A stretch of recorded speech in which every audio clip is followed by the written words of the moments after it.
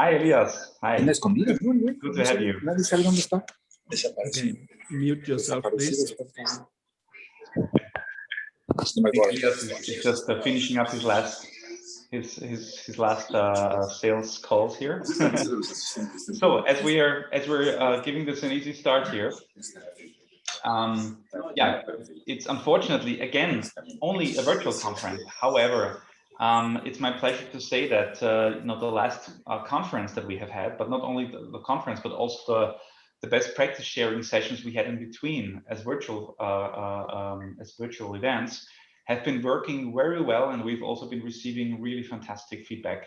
So we hope that despite the fact that we cannot see each other and we can not exchange the best jokes at the bar in the evenings, we still want to give you a very, very warm welcome. And I hope, or actually, I'm almost sure, or I'm certain that it's going to be worthwhile your time that you spent with us this afternoon.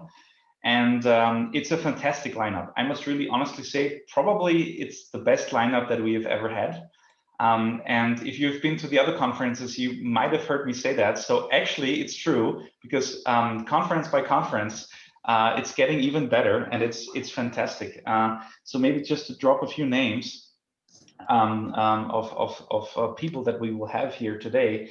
So we will not only have Ringier here, Ringier One Africa Media with us this afternoon, with Diane, with a fantastic speech. I've already been able to preview the slides a little bit, so I can tell you that's going to be super interesting. But we also have Marta here, and we already talked and chatted a little bit, actually from tuning in from California today with a fantastic speech, and she's going to be talking a little bit about how and Clasificado has actually ramped it up and having 25% of additional revenue during the pandemic. So that's super exciting. I'm not sure that there are many companies out there who had this type of growth. And then today also we will have Stefano Pavignano coming in from Bakeca from Italy, one of the leading horizontals, who's also going to be telling us how they have ramped it up in the delivery business and transactional business. And this is just what we're going to be doing today. And tomorrow is going to be as good, or maybe even more exciting for some of you, because for the very first time, I think at least, we have someone coming in from the EU Commission. So we will have Werner Stenk talking to us, who is actually one of the masterminds behind the Digital Markets Act in the European Union. So super high profile person with us tomorrow.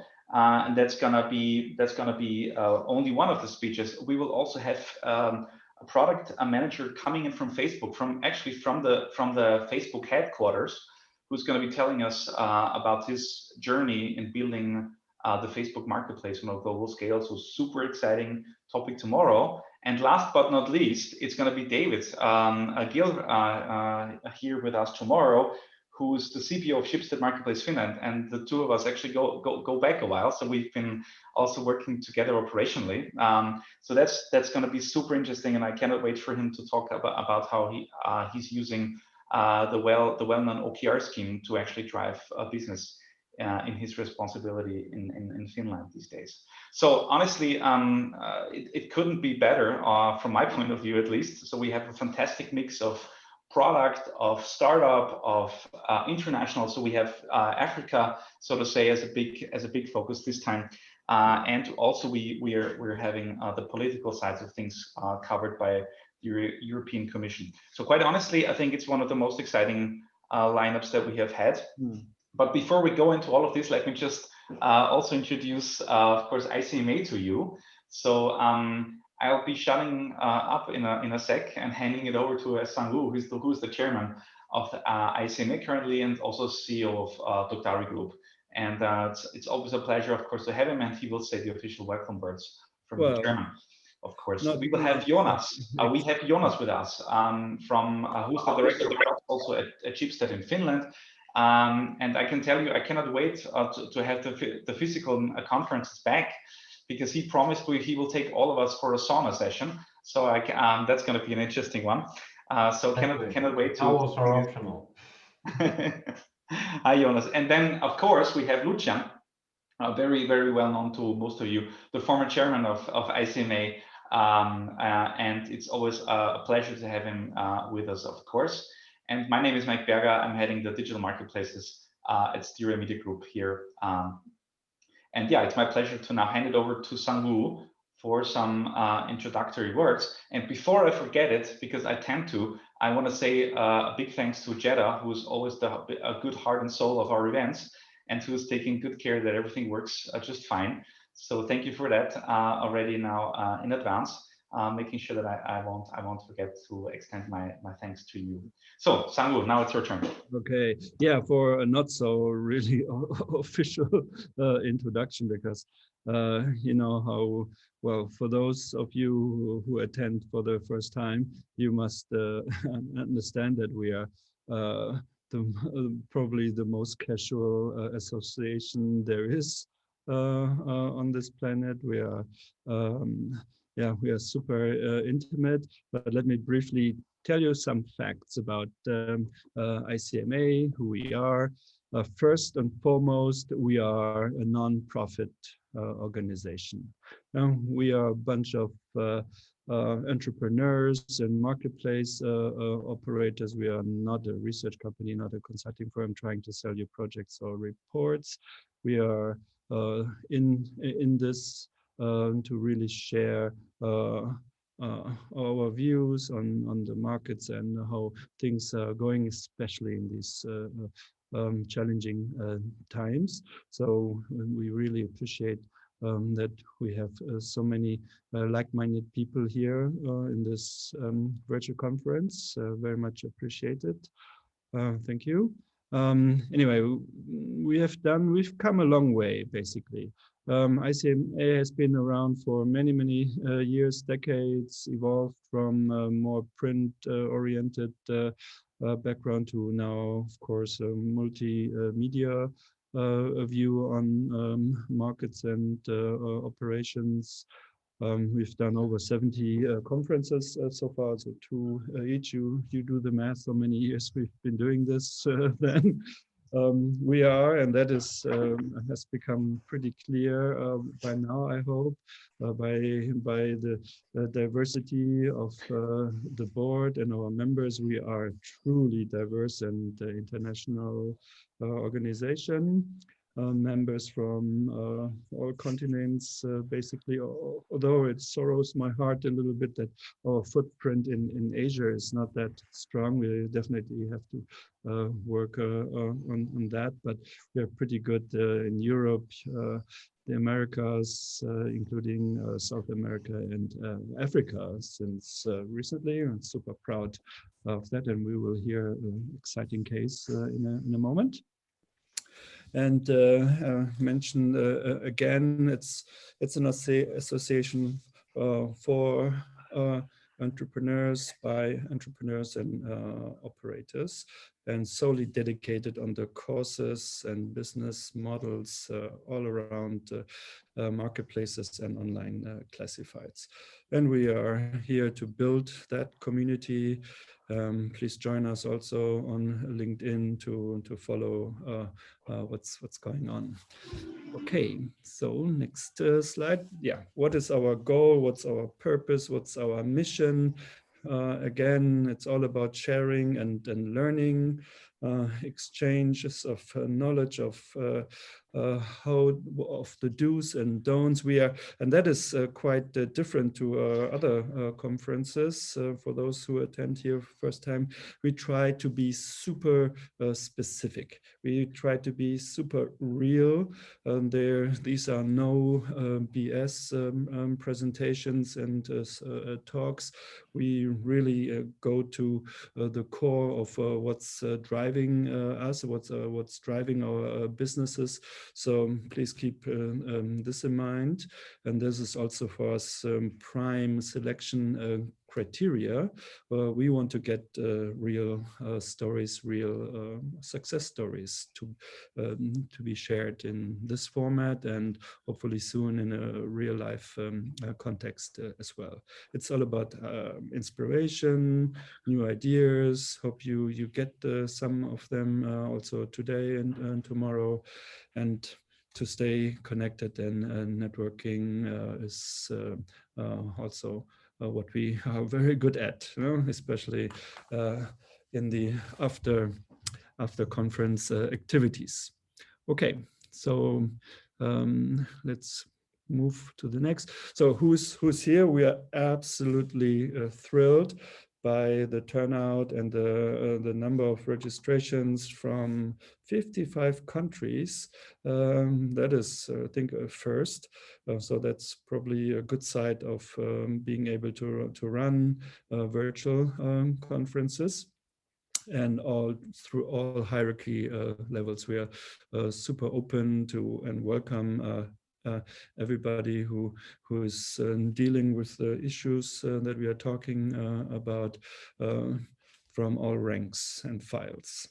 Okay, it's horizontals who registered a lot, vertical service providers, analysts, and that is also what we are very proud of regarding diversity. Is also regarding the company types and shapes and sizes, from global players like Facebook or Naspers, Adivinta, the likes, to super successful local companies, and we are very happy to hear some of their stories today and tomorrow.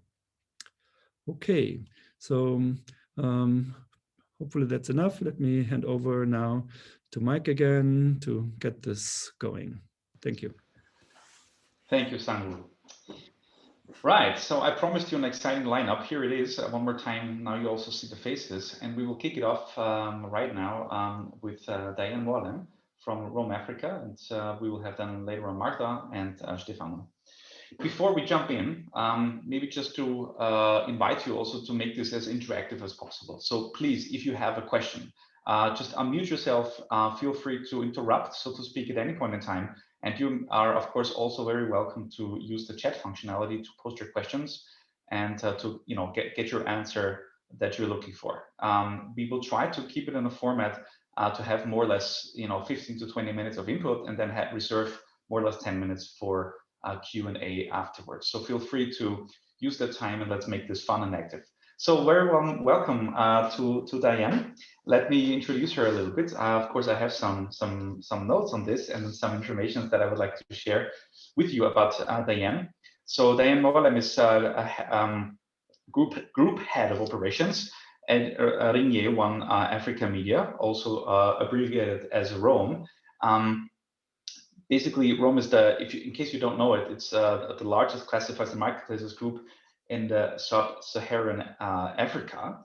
And Diane brings a lot of know-how and experience from corporates, SMEs, as well as from startups. She has an MBA from the University of Cape Town, and she has also visited Kellogg Business School to get some even additional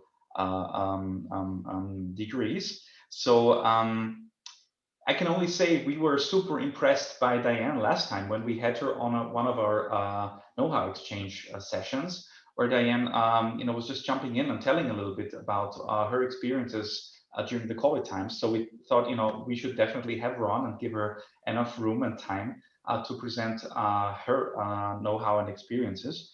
And yeah, it's my pleasure to really have you with us today, Diane. So what are you going to be talking about today? What's your talk going to be about?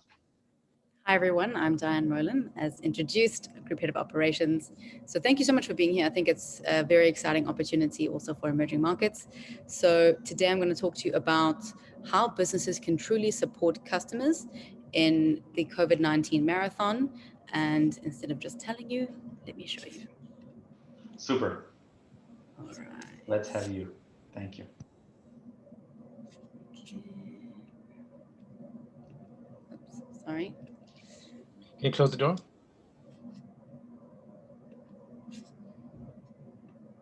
Perfect. We see it well. Thank you. Great. I just want to quickly move my browser for a moment. Okay. Sorry, I think I've just switched my browser. Oh, perfect. All right, thank you all so much for joining me today. Like I mentioned, I'm Diane Moalem, Group Head of Operations, coming from Ringier One Africa Media, or Rome. Today, I'm going to take you through how businesses can support customers through the COVID-19 marathon in emerging markets. So first, let's get a bit of an understanding of what the market we're in and what that looks like. So a lot of our users end up facing real trust and transparency issues, and it ends up becoming such a daily challenge. However, having said that, our markets are really ripe for disruption. We see a fantastic digital rise. We see lacking legacy infrastructure that allows us to be more agile and a remarkable entrepreneurial spirit. So what do we do with this? We support a lot of this disruption opportunity by creating leading digital marketplaces and connecting Africans to jobs, homes, cars, and general goods. So here's the African map, if you're not too familiar with it. Our Rome head office is sitting in Cape Town, South Africa. That is where I'm coming from right now. We have Jobim in Nigeria. It's a jobs business. It's the largest in Nigeria. We have another in Ghana, also jobs. Heading over to Senegal, we have Expat.it, General Classified. Kafira, also General Classified in Ethiopia.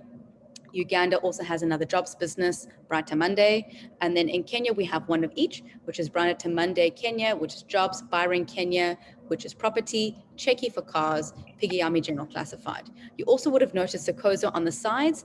That is a aggregator platform. So of all these companies, who actually runs them? So we have 300 employees driving change on the African continent across 12 companies, and that essentially is 29 million users that we've served in 2020, 9.3 million leads connected, and 3.1 million listings. For a bit of context, the population of Kenya is about 54 million, which means if we had to put our users into context, 1 in every 2 Kenyans have been an influence. I see we're getting a bit of background noise. Sorry, Diane, to interrupt you. Please, guys, mute yourself. Thank you.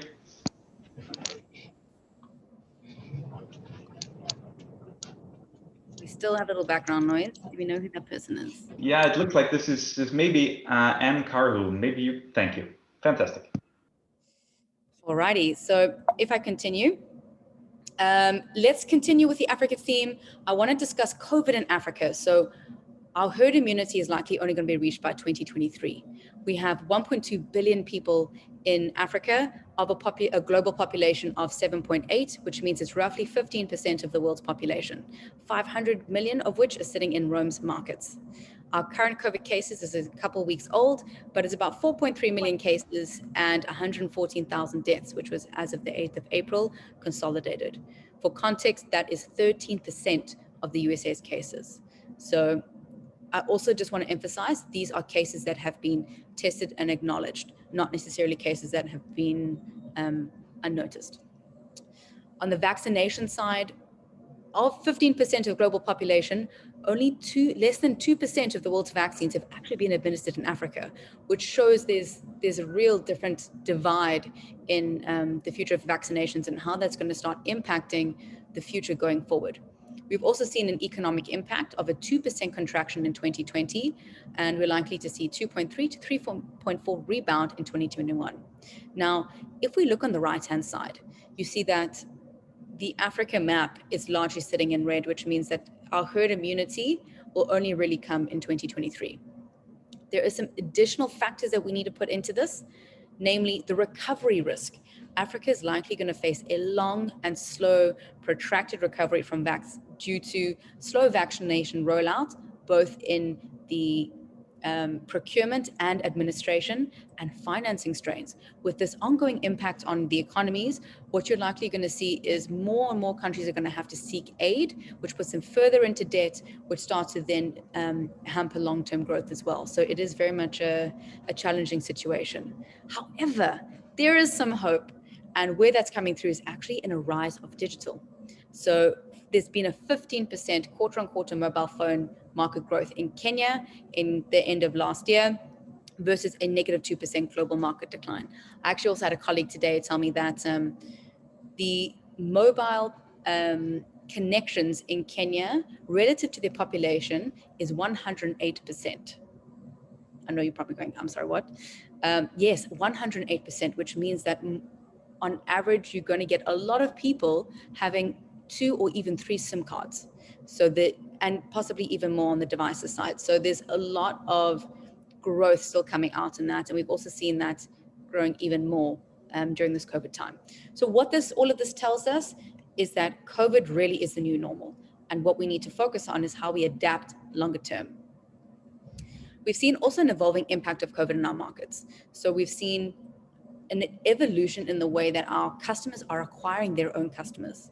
So before COVID, it was very much diversified between above the line, below the line, and online. So that's your billboards. You could get, print publications. You'd have. Milutin, if you could please go on mute, that would be great. Yes. And then we had on the online side, when we hit COVID, that's when we started to see that most companies went predominantly online because everybody was stuck in their homes. That's what you had to get to. Now that we've entered another phase where we're doing phased lockdowns, we see that there's the reintroduction of above the line and below the line, but online has a much greater share than it ever had before, which I think gives us a great bit of hope there. I also want to talk about the changing nature of the lockdown in Africa. So what we've seen is because of the pressure of lockdowns placing on livelihoods, many economies quite literally cannot afford to fund very hard lockdowns. So if I give a parable of 2020 versus 2021, you can see that in 2020, there was a near complete shutdown. There were very harsh curfews. Restaurants were closed, offices, shops, everything closed, no travel and limitations on public. And our customers were also very unprepared. And it had a really big impact on our customers' businesses. Now, fast forward a year, and instead of having a national lockdown, we now have a regional lockdown. And there's no travel outside of, I think it's about 4 counties, largely centered around Nairobi. We see restaurants are now available for takeaway, so that's not completely closed. Offices and shops are open. There's still a curfew and limitations on public gatherings.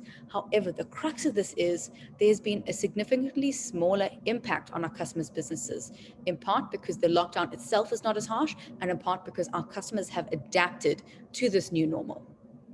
So with this context, how do we react? What was our response? Well, our response was to support our customers before, during, and after COVID. And we put our money where our mouth is because we made sure that we are offering COVID-19 relief in discounts and supports running from Q2 to Q4 2020. And that is largely because we know the role that we play in our customers' value chains is so crucial that we really had to make sure that we were helping them out in addition to being able to keep our markets afloat. Is so much more reliance than it was before. Some of the observations we ended up seeing with our customers has also been quite interesting. So the first of which is value-driven conversations. We found many of our customers and businesses across the world adapted zero-based budgeting, which means you're just looking at the bare basics when it comes down to what is the minimum I need to run my business, and using that as a way to scale your business. We ended up seeing that wallet sizes had changed, which means when we used to compete for $1 between marketing channels, now we're competing for $1 that can go between marketing and other operating expenses. So the conversation about ROI, not just price, but the value that I'm receiving for the investment I'm making, is so much more important than it ever was before. And we find that online it's keeping its mark and it's maintaining that growth, provided you can deliver the value that your customers are expecting. Now, on that value trajectory, we also see that there's been growth in requests for value-added services, as in what else can you do for my business? There's a desire for transparent and a much deeper business partnership than ever before. And we see this really coming out in customers wanting to understand their performance on our platforms, wanting to know what else is happening in the industry. What are you seeing that we are not? And additional marketing services of on your platform, but what else can you as Cheki or Byron Kenya or Pigiami do for my business to help me grow? What other platforms can you help me with? And lastly, we've seen the rise of empathy. Do you really feel my business's pain? We've seen in this rise of a work from home world, professional boundaries have been lowered. So you have a representative of a company that you used to speak to is now Steve, who has a family, who has a career, who has challenges at home is now a person from that company. And that nature of connection, of that shared vulnerability, has started to see something that I'm seeing, and I've coined as a shift from B2B to I to I. Individual to individual is the way in which we're doing business. So it's a pretty exciting time, because that level of understanding of who you are, your pain as an individual and your pain as a business, and them subsequently asking for our help, is helping us co-create their business success. And it aligns perfectly with our internal policy of really partnering with customers before, during, and after COVID. Okay, so we've got a great preamble. You know what's happened, you know who we are, we understand a bit of our markets, the impact that COVID has had. Now let's get to how do you actually support customers through the COVID-19 marathon in emerging markets. And I just want to make a note, why emerging markets? There was a lot of research that I found over the last year and a half, that is centered on Europe and North America, a little bit of South America, a little bit of Asia. That is the alarm, nobody panic, from one of our other offices. And I just didn't see a lot about emerging markets. And I think that is where there's a lot of opportunity to be able to share what we're doing, because it is applicable to so many businesses. Right, let's dive right in. I'm going to use the Buyrent Kenya case. It is Kenya's largest property portal, launched in 2012. Briefly, our clients, we've got estate agents, developers, and private sellers. If you understand a little bit more about the market that they operate in, so we've seen there's been a 50% user growth rate between 2018 and 2021. Compound annual growth rate of property seekers looking online for their homes, which has definitely been a marked change in behavior. And our estate agents and developers are seeing and following this digitized audience. And in addition to that, we only anticipate it to grow even further, as we are now halfway through the projected time of 35% projected increase in urbanization in Kenya between 2010 to 2030. And we've seen it. I mean, we've seen this growth in property seekers. We've seen also the growth in the number of properties now available and developments going up. And on the right-hand side, sneaky little screenshot of our website. So Buyrent Kenya, property in Kenya. Let's understand what they do. What's been quite remarkable is the customer growth that we've had. So our paying customer growth, you can see starting from the period of 2020 to date, has been impacted by COVID and a seasonal festive period, which we tend to have every year. But the bigger thing is that it shows recovery, and that beautiful green line just keeps going up and up and up. We are very grateful for having that. And then on the other side, on the value delivery, we see that what we've delivered from a period of even from 2018 to date, we're now delivering 2 times the value, and consistently. Yes, there are going to be ebbs and flows, but it's consistently growing over that period of time, including in 2020 and 2021. So what that means is that despite our COVID challenges, Buyrent Kenya has continued to grow our revenue, our customer volume, and the value that customers are receiving. That's pretty great, right? That's super exciting. How? How did we do this? Well, it's through emphatic commitment to partnering with our customers. I'm going to show you an even deeper example. So what we did is, first, we looked at a dual approach. We said, I want to understand how I can support my customers that they can see, and I want to be able to support my customers internally. What internal changes can I make and prioritizations can I have that will allow me to really amplify the way we serve our customers and deliver value? First of which, start with your data. Listen to the data and review 18 to 24 months of data trends of your customers. Look at your average revenue per user, your customer volume, retention rates, service utilization, anything that's related to a customer.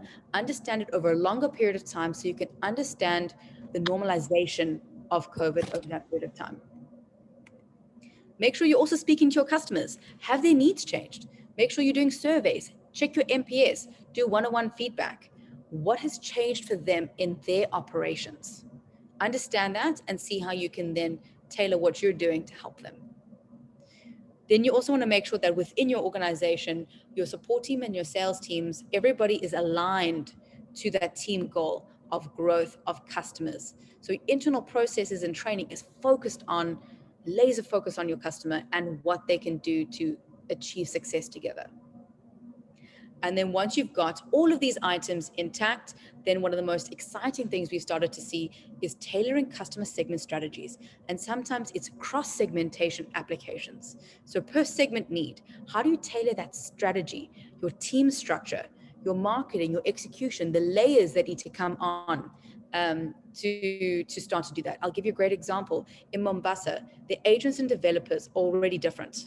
Now, those agents and developers are different to the way they behave in Nairobi, what they want, what pricing they're willing to do, how they interact with our platform. So we now have to do custom rate cards and services for Mombasa because they are inherently different.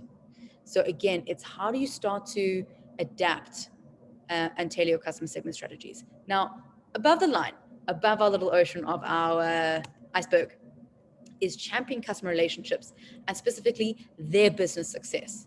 If they succeed, so will your business. So here we talk about driving the ROI understanding by sharing platform data performance.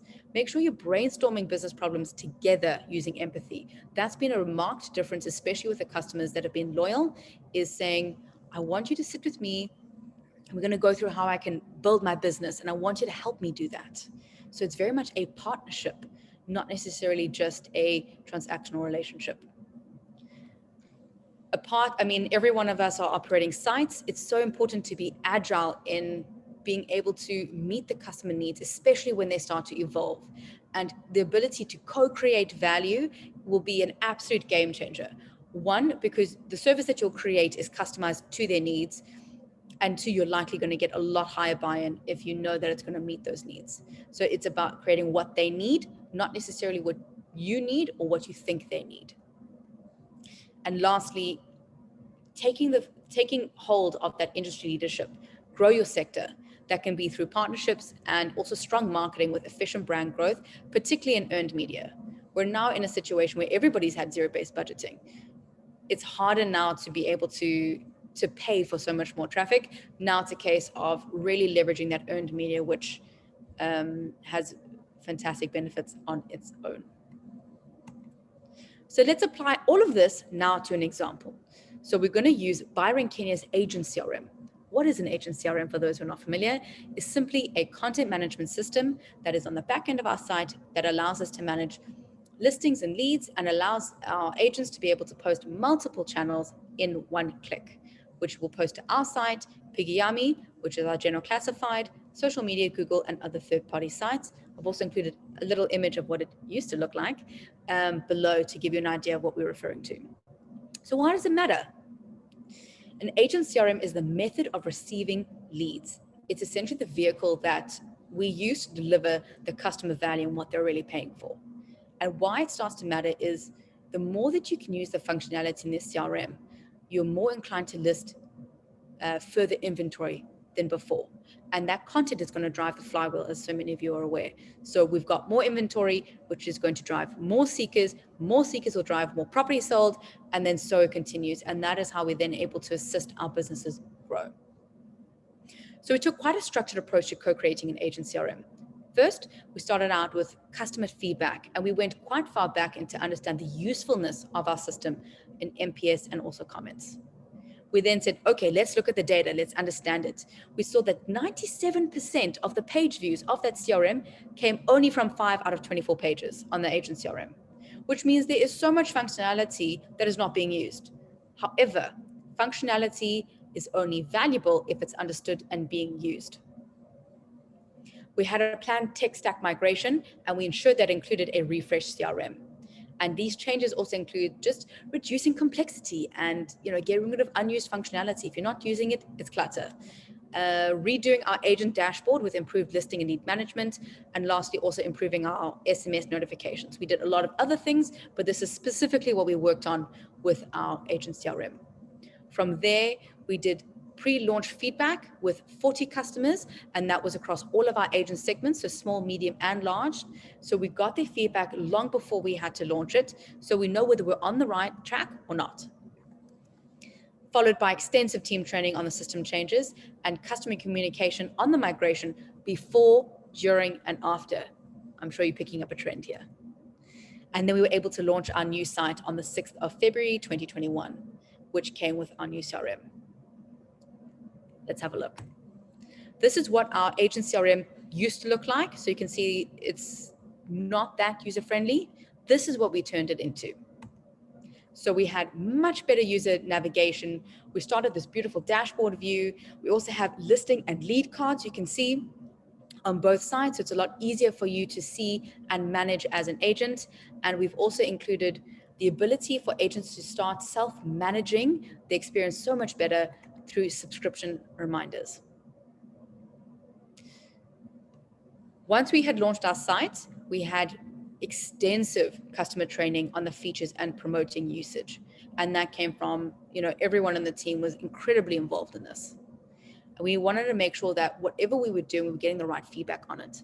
Within the first week of migration, we received an NPS of +17, which is pretty amazing because, every migration is going to have a couple bugs. So that we were incredibly happy about. Of that group, we ended up seeing 48% promoters and 20% of them had fantastic positive comments specifically relating to our agent CRM and the website functionality that we had improved. And only 4% out of 207 surveyed customers preferred the old CRM and website. But what I think is important out of this is we're taking the customer feedback of what they want to still see and putting it into future updates. As an example, they ask for more filtering on the dashboards, and that's something we've already built into our ticketing system, and it's already going to be worked on and deployed. You want to know that what you've done has made an impact, right? We've had 100% usage of our CRM. Not only that, we've also seen a 76% listing management view increase. So on the listing management page, 76% more views and 29% more views on the create listing views. So we're starting to see some pretty exciting traction coming out of this. However, the journey is not over. The next challenge is ensuring there's ongoing feature usage. There's no point in building this beautiful thing to sit on a shelf unused. We have to make sure that there's continuous usage and that we are iterating with our customers. So don't just listen to us and what we've said. Part of this experience was, how do we start to normalize and get feedback from other emerging markets? So I reached out to a very friendly, I would probably say industry partner of ours, which would then be Claire Kobbeldick she's the MD of Gumtree South Africa. And we wanted to find out whether she had also experienced something similar.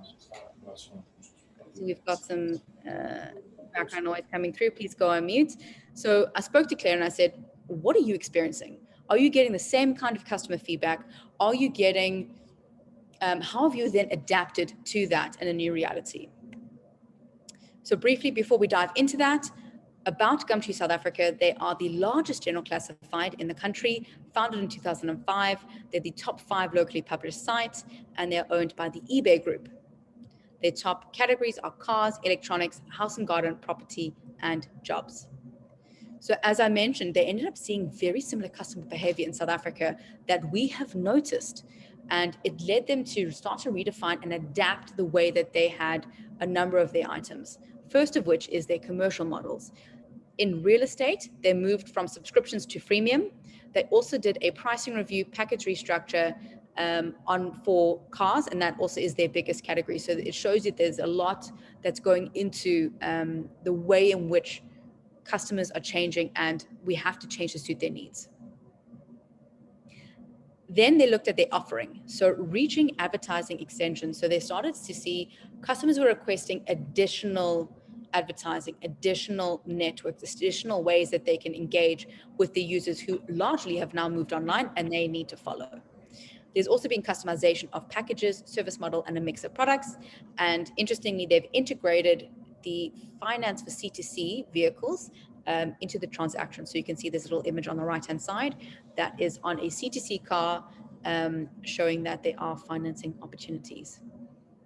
Lastly, on the servicing side, and I think this is something that we've also very keenly identified with, is offering managed services to drive better yield. So for the lower paying customers, they were offering a paid for service to help you as a customer leverage the best out of Gumtree that you can. So making sure your leads are optimized, your listings are optimized, and the way in which your service is coming through is the best it can be. And then if you're a high paying client, then you are able to get this as a value added service. Lastly, they also did a training overhaul, which is something, again, we've seen the exact same thing. So making sure that the depth is being put back into the business in training and repeating training. It's not good enough just to do training once. And I'm sure many of you also have found that. So it's that repeated training. So I think there's been a lot of parables that are coming out of Gumtree, and we're very grateful to have had some of the insight as well. So let's have a look at some of the takeaways. Really, in this new COVID reality, the first thing we need to know is this is the new normal in an emerging market. These waves are going to come, whether you want them to or not. So anticipating ebbs and flows in your revenue and your KPIs needs to be of paramount importance, because the more that you can prepare for it, the more agile you can be, and then better support your customers. Next, make sure that you're using data-powered customer insights. Look at the data, listen to the data. What is it saying about changing customer behavior? Look at your average revenue per user, your customer volumes, platform engagement, service utilization. Any factor, any metric that you've got that is relevant to your business, make sure you are understanding it and making sure that it's going 18 to 24 months. What does that look like over time? Maybe look at other aspects you don't typically look at too often. And with that, some of the data points you have to include is actual feedback from your customers in either surveys, NPSs, focus groups. Really start to get the depth from your customers. From here, you've got your new normal, you've got your ebbs and flows. You understand that you need to start using data to understand customer needs. Then you get the chance to co-create a customer journey. So that fast adaptation of your solution, seeing whether your team structures need to change. Do you need different types of marketing per segment? Do you need to do it in a different way? Is it different channels? And also being able to see, do we need to adapt our commercial model just to meet those changing customer needs? And lastly, make sure you're iterating based on customer feedback and data. You can't build it once and leave it. If our environment is changing so frequently, our solutions need to change at the same rate to keep up. Here we go from saying this is a customer journey, we're being super agile. Now we can tailor our customer experiences. So really customizing your solutions and delivery, ideally by your cross-segmentation. So thinking of that Mombasa example, you've got customer size, geography, and behavior, which allows you to hyper-localize your value delivery to really ensure that your customers are getting the value they need that is pertinent to their needs, not necessarily needs of everyone. I also think that you'll be able to get a much stronger impact if you are able to embrace empathy and eye-to-eye, that individual to individual, in building business partnerships that are just beyond the sale. And lastly, I want to thank you all for sticking with me through all of this. The last point we have today is championing customer value. So really enshrining your customer focus within your organization's goals, the way that you're tracking. I mean, we use OKRs, and it is so deeply input into our organization that it must be centered around the customer and their success. And additionally, the way in which your teams are structured. I think my last comment here is, if you can really focus on that value delivery and the partnership side, and being agile and basically following everything that I've just mentioned, I really do think that your platform will be the last thing to cut out of your customers' budgets, provided you're delivering that consistent and superior value. Thank you very much. I really appreciate having this awesome opportunity. I'm now going to open up to some questions. Fantastic. Thank you very much, Diane. If we were together in a room, you would probably be getting a big round of applause right now.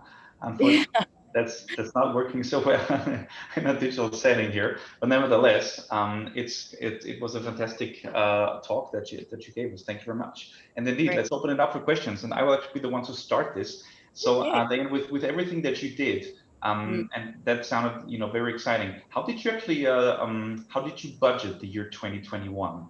Knowing that you were on the one hand side in an emerging market, so to speak, surrounding, and on the other hand, not knowing maybe how COVID's going to go. On the other hand, I'm sure you wanted to take most out of it, and had a lot of plans for yourself. So how did you budget, and how did your Q1 go?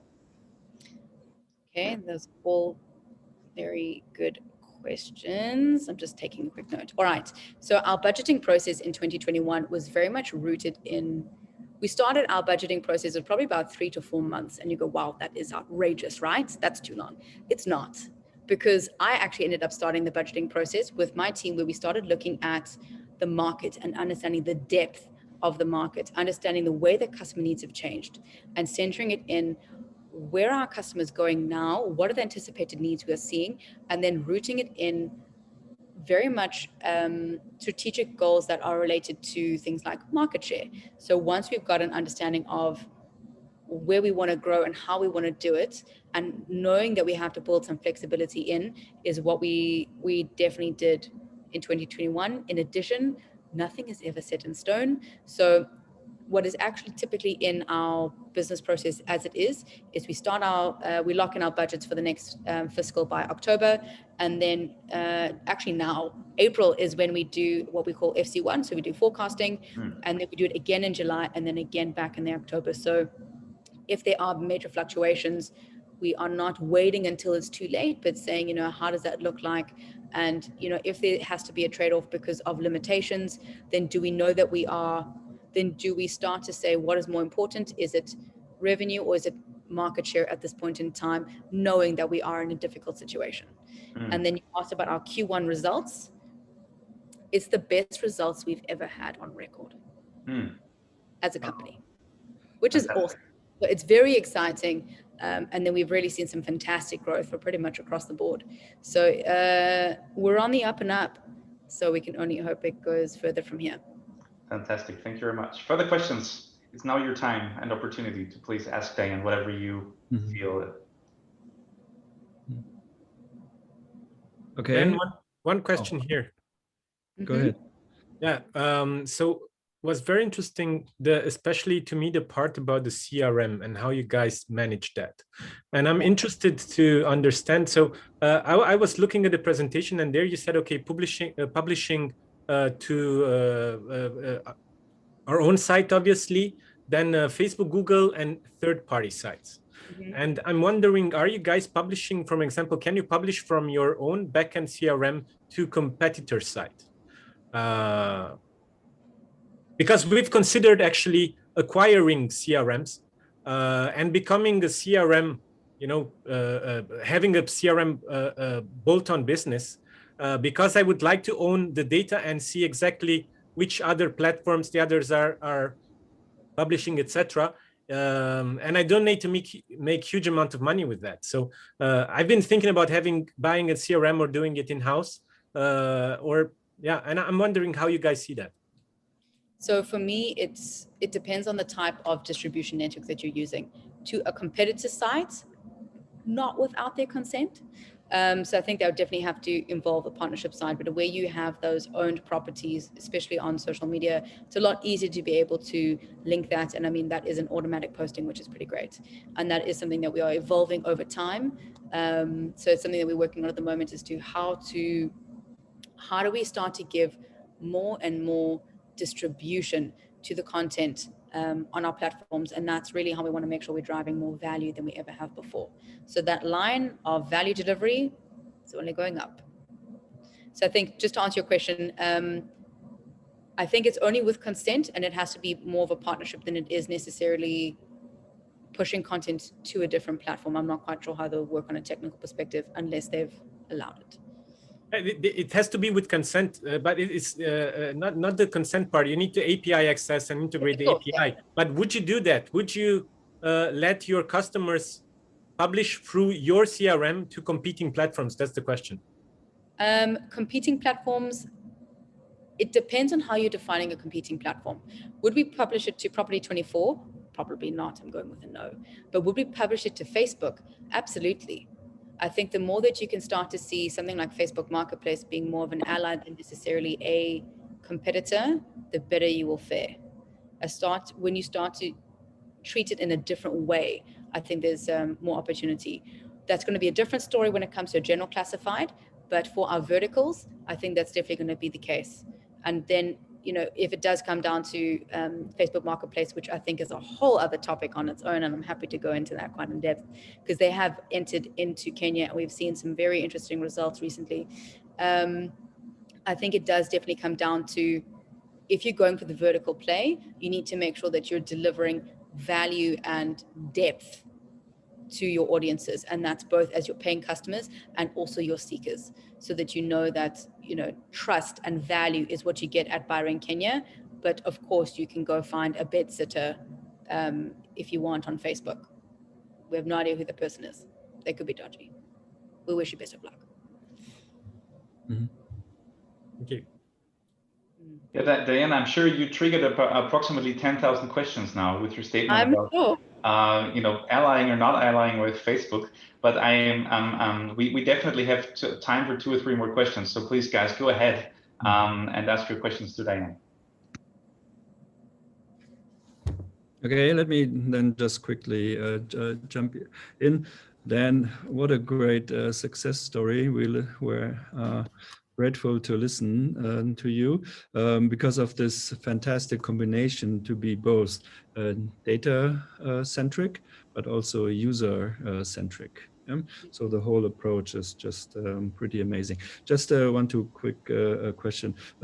First, how many people worked on revamping your CRM solution in total? Just a ballpark figure. And secondly, when you said listen to your data, were there any surprises when you listened and looked at your data, just to get an idea? Thank you. Okay. We actually have the CEO of Byron Kenya on the call. I did see her message pop up. So on the tech side, we have a bit of a different model in the way that we're building our sites. We don't necessarily just have small tech team that's localized. We are working from a Ringier perspective. We have essentially shared tech resources, which then gives us a much broader opportunity to build more sophisticated tech, because we are able to share that base. So when we moved Byron Kenya, migrated them onto the same tech stack that all of our marketplaces are running, not just in Rome, but will later on run in Ringier as well. You're looking at a lot of teams. We've got a dedicated property team, which is a technical product manager. And then we've also got several devs. I want to say 4 to 5, probably. Yeah, we're going 4 to 5. And then we also have UX, UI. We have the data team. We've got it's a lot of people. And then you've got, it's very much a team effort. And the benefit of having that larger team structure is you do get the benefits of different types of engagement. So for example, a dealer dashboard for cars could be a very similar concept that, so if you're picking up something really interesting and value adding in the cars dealer dashboard, you can then apply it to your agent CRM. So there's some really nice benefits of having a bigger team, although we still have it tailored to our site as well. And then on the data surprises, that is a good question. I think Byron Kenya has been very consistent, which is, I think that in itself is a bit of a surprise. We've seen the users continue to go up. Obviously, you've got a bit of a seasonal change, but it's been recovered. There's a lot of recovery coming through. And our average revenue per user, because we did discounts in 2020, that really did take a bit of a knock. At points we were doing, up to 50% discounts. But I think what was interesting was at the time when we're coming out of it, there were grumbles from our agents, obviously, because why would you want to pay more for a service and you can get it for less? Having said that, they understood. And that's because they know the value that they're getting from us. So they were willing and open to be able to come back up to that. So I think that's also been quite interesting to see. So we've got our customer growth coming up. Our average revenue per user has gone up again. It's recovered fully and also increased.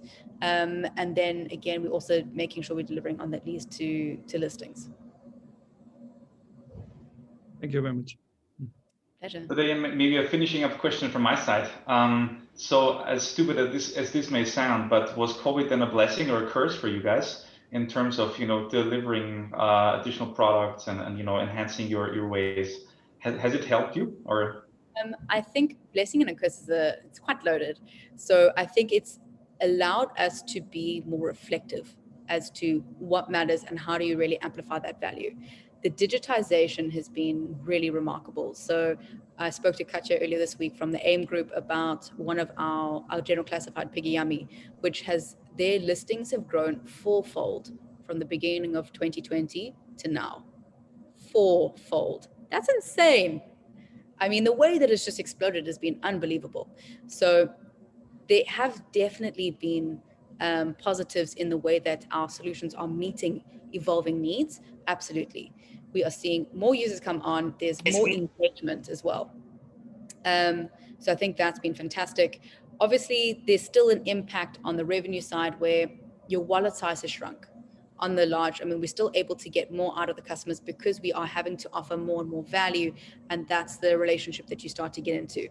But on the smaller guys, it is a challenge because now, we're still in a recession, and we're going to be in these ebbs and flows of recession for a longer period of time.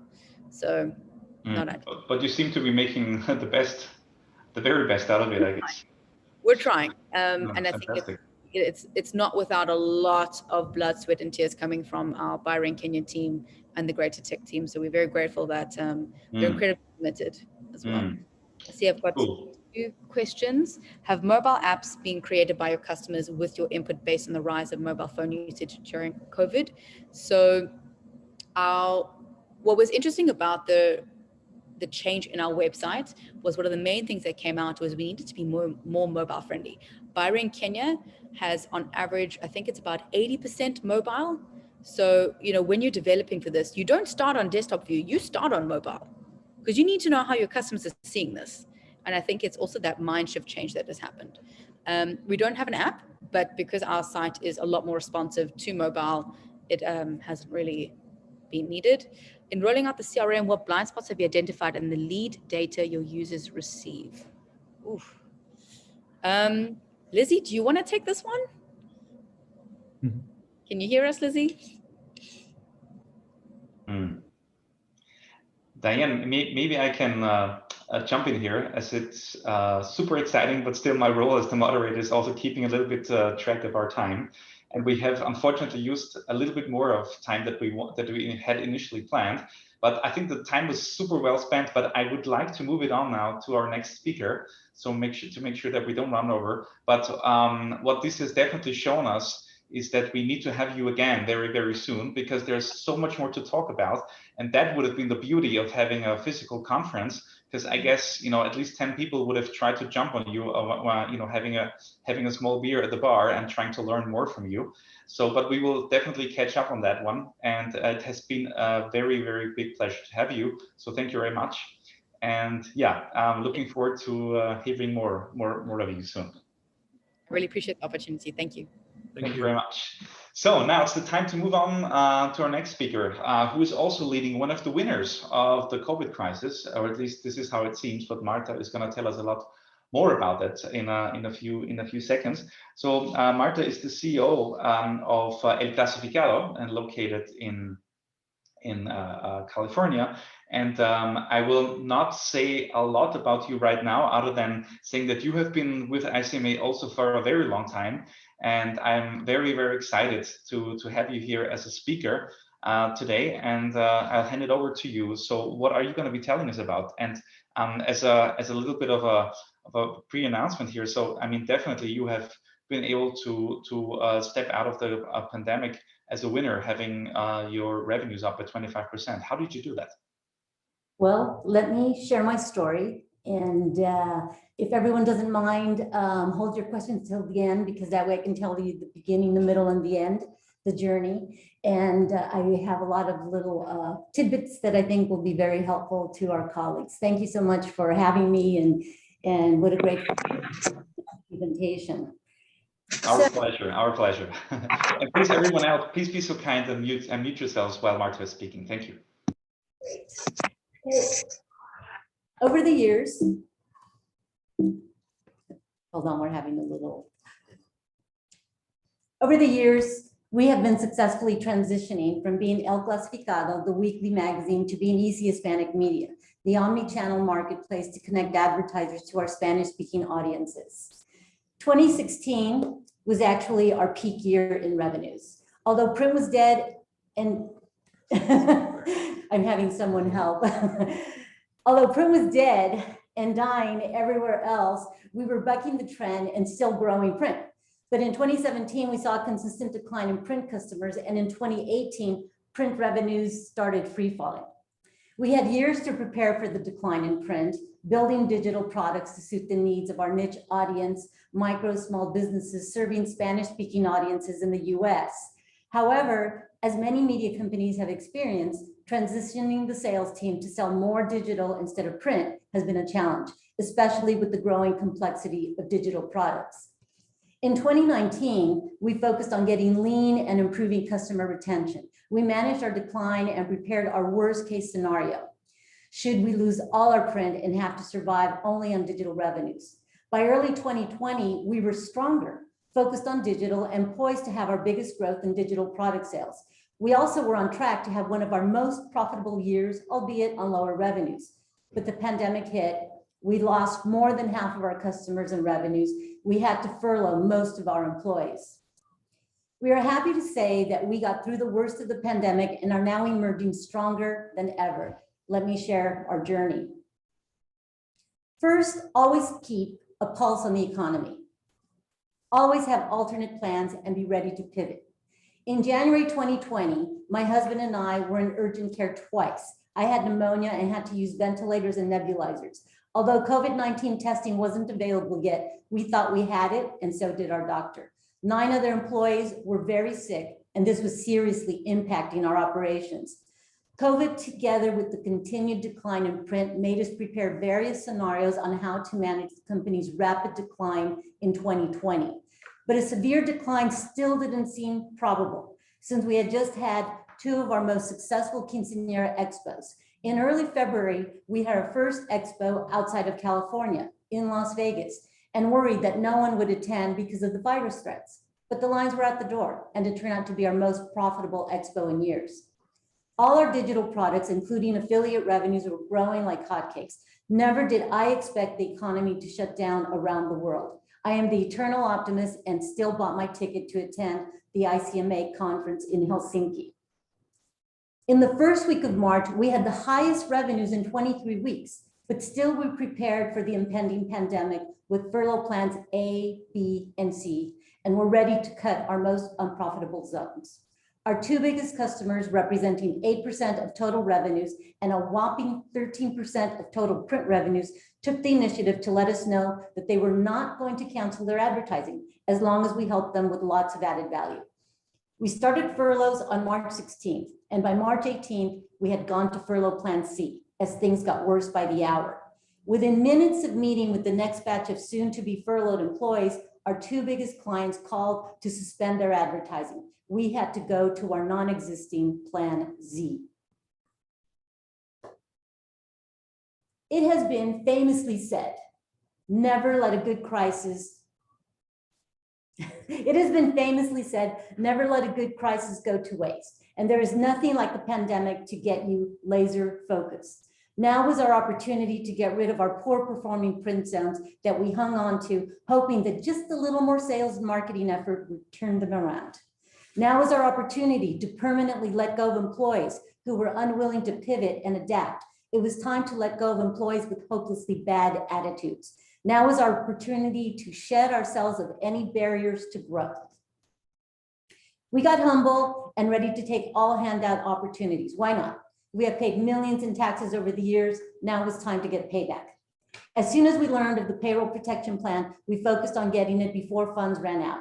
We are proud to say that we were the first company in Bank of America's Los Angeles office to successfully secure a PPP loan. We got loan approval on April 15th. Funds were in the bank on April 17th, and furloughed employees were on deck, ready to start work on April 20th. But there really was not a lot of work to do. We had to focus on how to spend $2 million wisely in 8 weeks to ensure eventual forgiveness of the loan. It was a bit exciting. We never had $2 million in the bank at one time, We felt like a startup with an angel investor. We have an inspiration wall at our office that reminds us to be humble, be proud, and most importantly, be customer-centric. To ensure survival of El Clasificado in the long run, it was important to ensure survival of our customers. Most of our customers could not qualify for government assistance and were the hardest hit during the crisis. Worse, the majority of our small business print customers did not have an online presence, and until the pandemic believed they did not need to be found online. Fortunately, media companies were deemed an essential business, and we decided to keep El Clasificado operating under our new normal environment. Grocery stores were allowed to be open. Since our print magazines were picked up mostly in or near grocery stores, this kept our print revenue steady once they had bottomed at half their pre-pandemic levels. But even in Latino communities, grocery home delivery was getting adopted quickly. So our customers, mainly home services, that were also deemed essential, desperately needed an online presence to get found. They could no longer rely on their print advertising.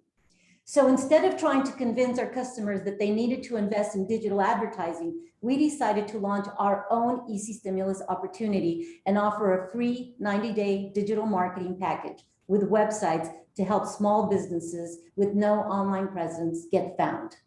The plan was to use the $2 million to bring back as many of our furloughed employees as possible, retrain them to build websites and design marketing campaigns using our Twizzle platform, and invest in whatever work from home technology and upgrades were needed to build up our digital operations from being able to create 20 websites a week to 50 a week.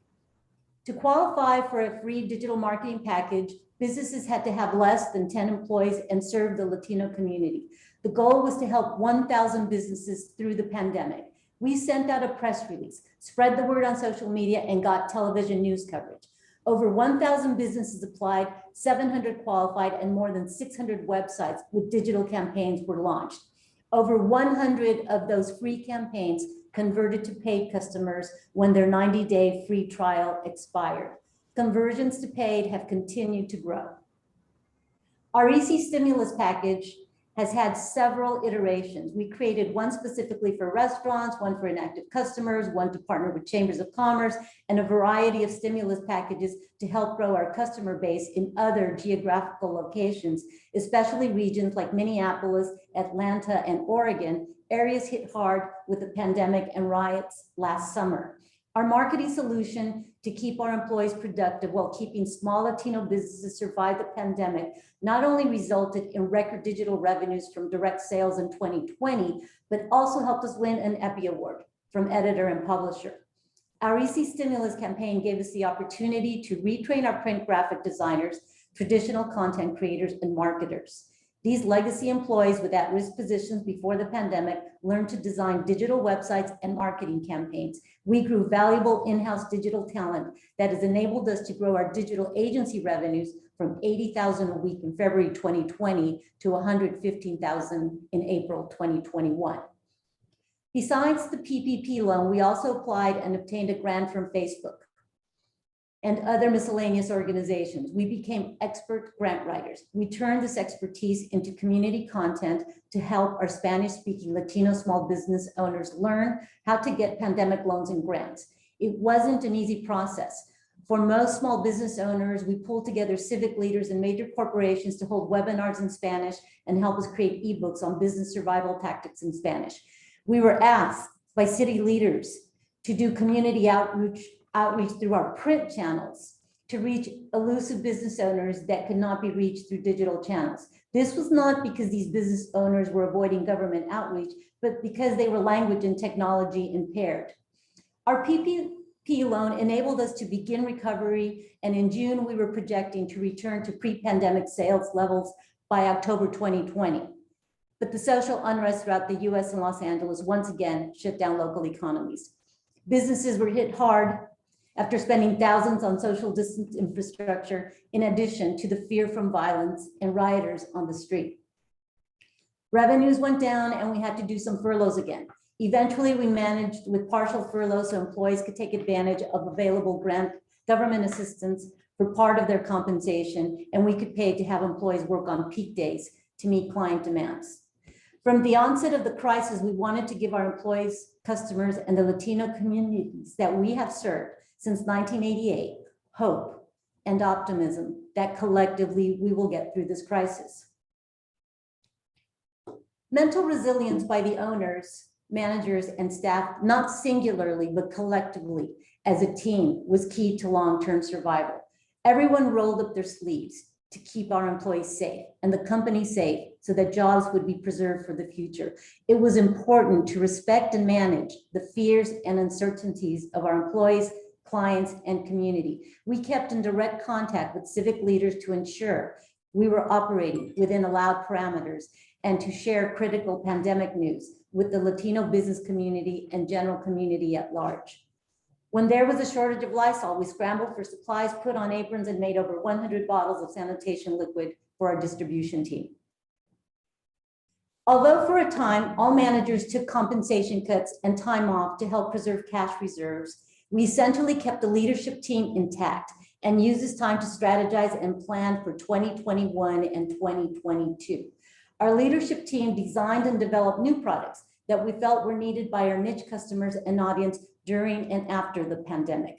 We held sponsored webinars and successfully launched virtual job fairs for Spanish-speaking blue-collar job seekers. These job fairs combine workshops on how to secure a new job, as well as workshops to learn about trade and certificate programs available to level up careers.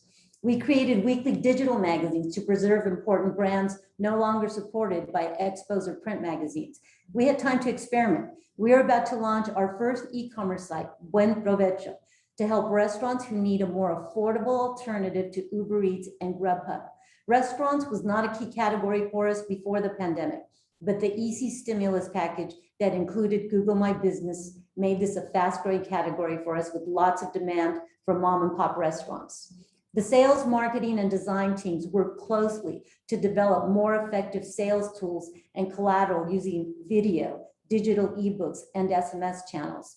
The accounting department accelerated the offering of digital signature and payment tools. The marketing team experimented and developed new marketing channels that emerged into new product bundles using Instagram, reputation management, and TikTok. These are now our fastest growing digital products. The sales and digital production teams designed new low-cost digital marketing solutions for customers that had not converted to paying customers after the easy stimulus package expired.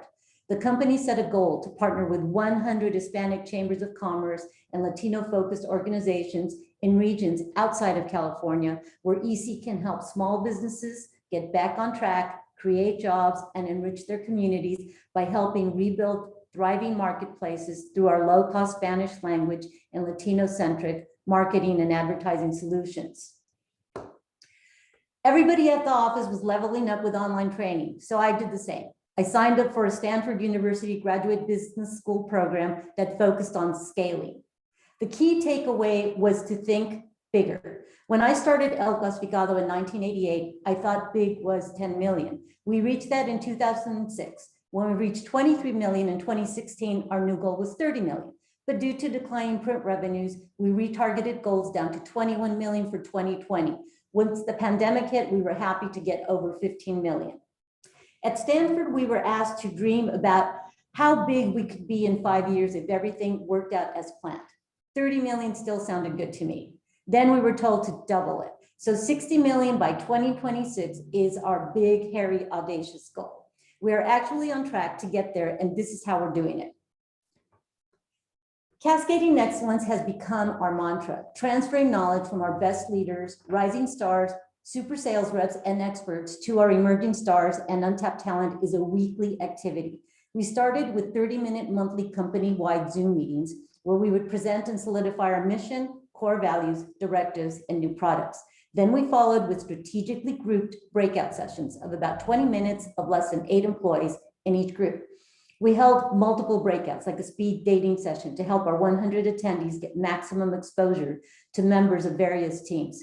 We included strategic advisors and outside experts in these informal breakout sessions. Employees got to know each other better, learn from each other, mentor each other, and discover untapped talent within the company. A scalable mindset means that we must stop relying on our superstar salespeople and rising stars to scale the company. Some superstars can be high maintenance top guns and not necessarily long-term employees. Also, sharing knowledge is often not the trait of a superstar. To scale, we need to build a sales infrastructure that relies on an inch-by-inch growth of the average salesperson and the average employee. We created a 4-week program to have all sales and key staff from marketing and production meet weekly in Zoom breakout rooms. The group was divided in teams of 5 and competed for financial rewards. The winners were the teams that helped their reps grow the most sales. We have repeated this program twice with great success. Inside sales reps learn from outside reps and vice versa on the best bundled products, tips and tricks on how to use resources to help customers get better results, and what human talent and expertise exists at the company to invite on sales calls. Friction between sales, marketing, and production was reduced or eliminated. Since the launch of this program, week-over-week sales grew by 8%. We no longer have a few great sales reps ahead of the pack. We now have an army of soldiers recovering lost clients, transitioning clients to more effective advertising solutions, and eagerly chasing after new clients in new categories without fear, because all sales reps know that experts at all levels of the company have their back. They are just one Zoom call away. To scale to our big, hairy, audacious goal of 60 million by 2026, we adopted the Grow by 1% solution. First, we asked every single employee to have the mindset of improving by a minimum of 1% a week, whether that be sales, collections, lead generation, or productivity. Then we benchmarked our weekly pre-pandemic revenues to our current weekly revenues. We broke out direct sales from affiliate and self-serve revenues. We focused on growing direct sales. We determined that if we grew by 1% a week in 2021 and an average of 0.35% to 0.58% a week from 2022 to 2026, we could comfortably get to 60 million in sales. Then we calculated what was our average weekly sales per rep historically before the pandemic. Based on these benchmarks, we set an average weekly sales per rep of 7,100 in 2021. This was below 2016 levels, therefore definitely achievable. We scaled this minimum weekly average to 10,000 by 2026. Then we determined how many reps were needed each year to meet our annual BHAG goals. The numbers were definitely within our sales capabilities and resources. Now we needed to ensure that average weekly sales per rep reached 7,100 at a minimum to get from 15.6 million in 2020 to 20.5 million in 2021. A third of our reps had been above that level before the pandemic and would find their way back with regular training and support. 1/3 of our reps had touched that weekly level but could not sustain it. We decided to focus on these underperforming reps. We created the Adopt a Rep program to understand what was keeping these reps from growing. We assigned a team of 4 to work directly with the adopted rep for 8 weeks to level up the rep. 2 digital operations experts, 1 marketing expert, and me. The team reviewed the rep's client portfolio for upsell opportunities, met with the rep to strategize, get appointments, and assisted the rep with in-person or Zoom-assisted team sales presentations. We had daily coaching and communication through WhatsApp. We let them know we could answer the customer's questions about programmatic, GMB, reputation management, Instagram, etc. Just get us in the door or on a Zoom call. We recently launched this program with 2 sales reps, and the reps have already exceeded expectations. These reps will meet the needed sales goals and will grow their compensation by at least 20,000 for this year. These reps are more confident now, realize they don't need to have all the answers, just need to understand that we have solutions to help their customers get leads and more business. This micro approach to training and coaching our reps is finally solving the problem of transitioning legacy print sales reps to successful media advertising consultants. Our reps have the direct relationship and trust with our clients, so keeping and enhancing these relationships are imperatives. We are showing all employees how small, manageable, non-threatening improvements add up to big wins for everyone. Our 2021 operational budget is based on reaching 17 million in 2021, but we are on track to reach our 20,500,000 big, hairy, audacious goal. We look forward to reporting our progress in the coming years. Thank you. Well, Madra, again, this would be the time for a bigger round of applause, and I can actually hear it, despite it's not there, but it's at least I can hear it, and it's yeah, been very, very interesting, very inspiring. So thank you very much. And I will now like to open it up to having our audience here ask their questions to you, and maybe I'll kick it off with one from my end real quick. And I'll actually have the same question for you that I also asked Diane earlier. So was then COVID, so to say, helping you to get this transition done, or so blessing or curse, kind of? How would you say it? And Marta, please unmute yourself. Still Can't hear you. Can't hear you. Okay, now? Yes, there we go. Thank you. Yeah, I'm having problems with mine using someone else's computer. So, Marta, can you start the webcam? We don't see you. Well, I see you. You do? I'm Yeah, trying for the voice because. Oh, yes. I see you now. Yes. Okay. Oh, fine. So, okay, question. Was it a blessing? Of course not, but we always look at the opportunity, you know, when 9/11 happened, when anything bad happens, we look at the opportunity, how can we come out stronger? This actually gives us the time to breathe and do things better. You know, we have time to focus on important things. And so we immediately, I mean, we've been running, today's our 33-year anniversary. That's the way we've been surviving through a lot of crises, is just always look at the positive, the outcome, and of course, stay safe, keep the company safe, and make sure we have jobs at the end. All right. Thank you very much for a very clear and straight answer. Terrific, Martha. One question with your team. You said you had to lay off people and you got them back. So how many really didn't make it, and how, did you have new people, or how did you manage the team side? We were very systematic with our plans, and we first said, okay, who's going to be hurt the hardest, who can't survive this? We really tried to make room for them. And we knew we were getting the government assistance. We were pretty certain about it. And so we tried to match it with government assistance and the needs of the company until we could really figure things out. Once we got the loan, though, we originally only had 8 weeks to spend it on payroll to get it forgiven. So we brought everybody back the first time, and then they extended the 8 weeks. So actually we got 100% of the loan forgiven. And then we were watching cash flow weekly. We would furlough based on that cash flow and who needed to do what. Unfortunately, the management team, they rolled up their sleeves. They were creating ads. Salespeople, you know, sales managers were creating ads and ebooks. We just tried to optimize what we had and just make sure that the employees that we kept, I'd say 90% of our employees. Maybe 10% we let go, or for them, it was actually better to be on government assistance, and they made that choice. And we've actually we had to hire some new people. We got to hire interns that turned into employees. We got to actually optimize every department. We did organization charts and said, what is the wish list?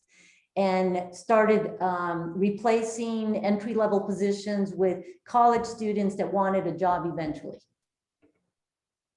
Did that answer your question? We also, I have to say, we did get another PPP loan that is going to be totally forgiven. We could have survived without it, but it's in the bank now. So that's our, strategic money. In case the pandemic continues another year. We did lose 5 million, so we deserved it in top line revenues.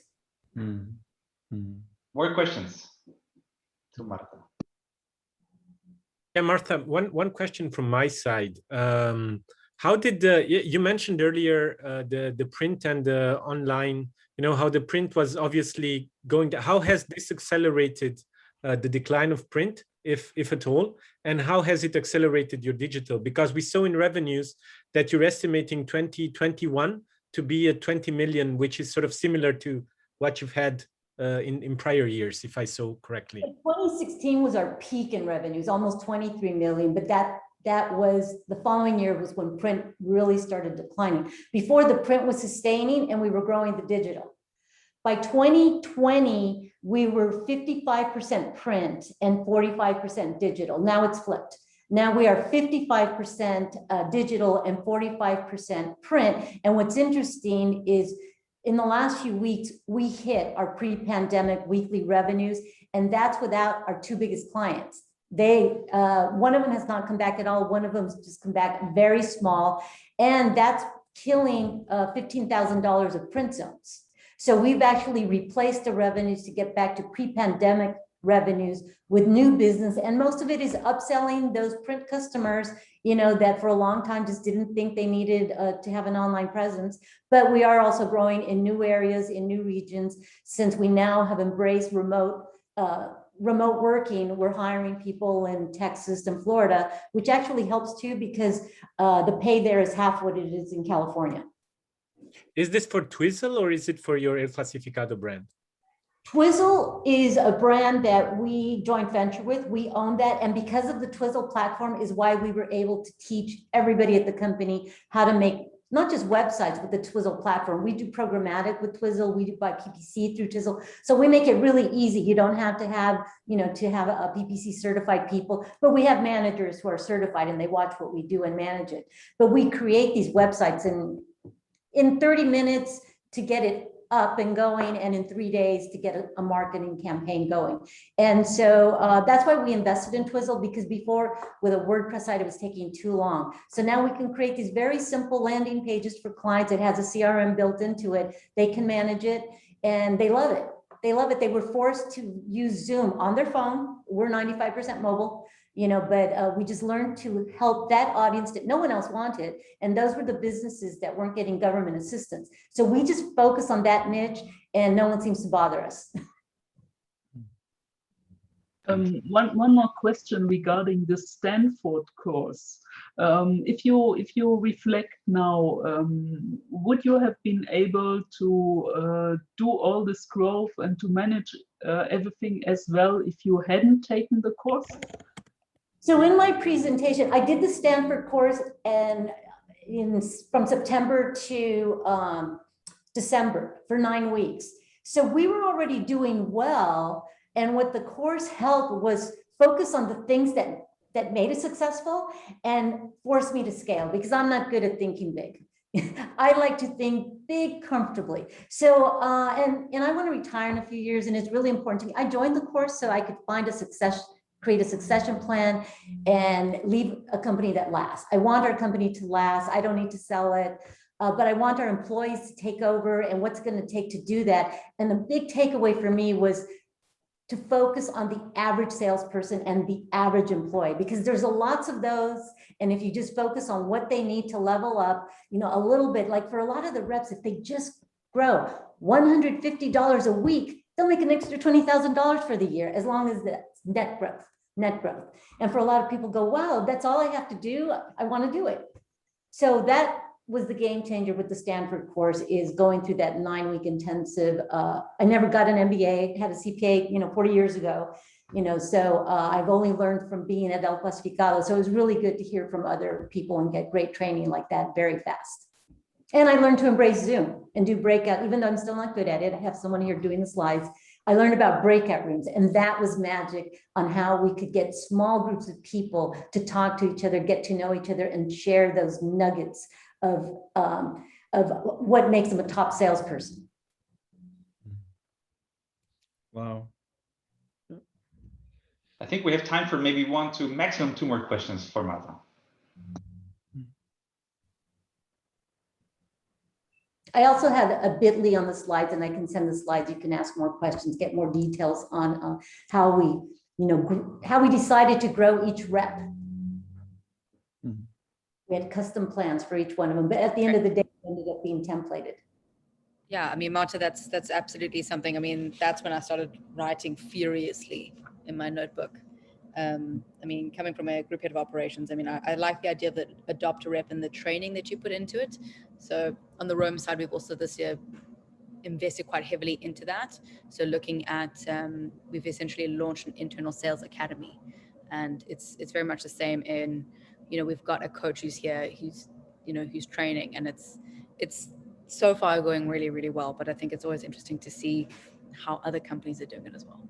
And we're on the verge of that. It's just that there were some reps who got awards for having the most customers, the most conversions, yet their revenues were still just mediocre. So it's identifying, those little things that keep each one rep, and then you're going to find 10 of those, and then you have an answer for that 10, that 10, that 10.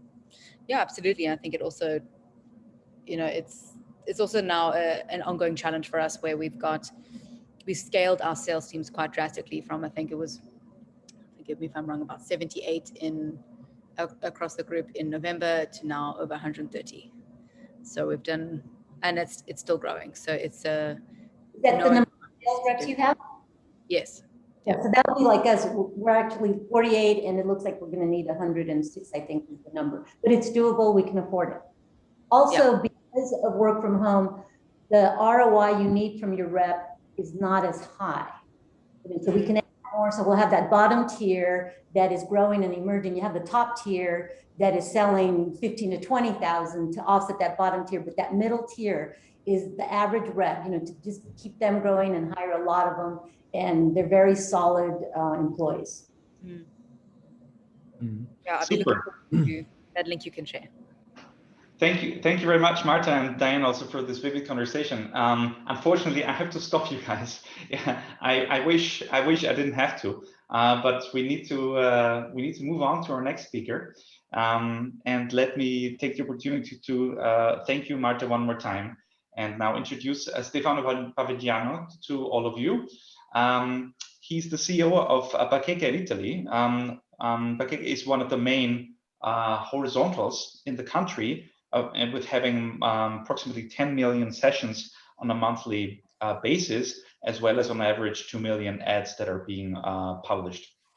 Stefano took over the leadership of Bakeca in 2018, and before that he was working for McKinsey and of course other companies. And I think Stefano is going to talk a little bit about how they at Bakeca have been able to implement the topic around the payment and delivery, pickup, shipment, and payment, especially between private individuals.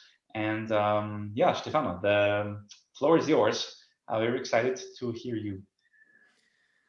Thank you, Mike. Hi, everyone. Thanks for inviting. So I will share my screen. Please do so. It's a pleasure to have you.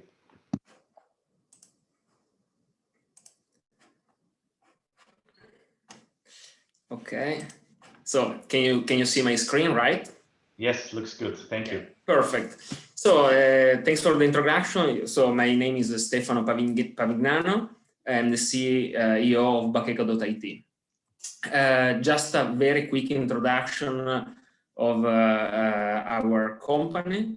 Bakeca was founded in 2005, and it was the first Italian classified horizontal. They 1 or 2 years later had entered the Italian market also Kijiji, so eBay group, and Subito, which was part of the Adevinta group. But in 2005, Bakeca was the first. Our headquarters is in Turin. We are currently player number 3 in the Italian generalist market. We have approximately 50 employees, and our model is so we are a generalist. You can see on the right all our categories, so it's very similar to many other horizontals. We have houses, jobs, trainings, services, cars, and buy and sell. Our model is freemium.